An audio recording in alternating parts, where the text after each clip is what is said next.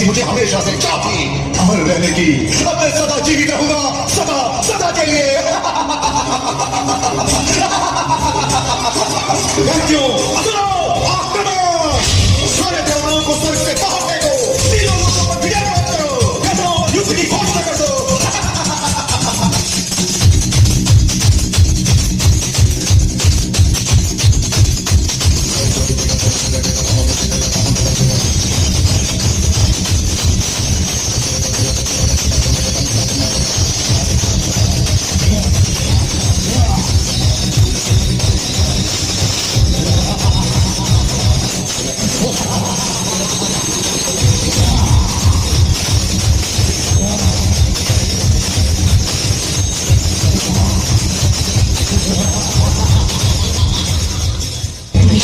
बहुत घमंडी और अत्याचारी था।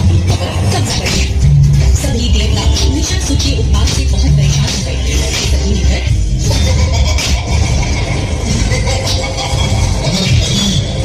अंत हूँ मैं और फिर सर्वत्र हूँ मैं। ये पृथ्वी, आकाश, सूर्य मेरे सामर्थ्य के आगे कुछ भी नहीं। सारे मनुष्य और देवताओं का ज्ञान हूँ मैं। महिषासुर हूँ मैं।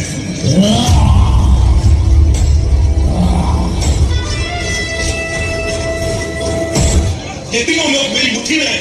मैं करूंगा, देखो।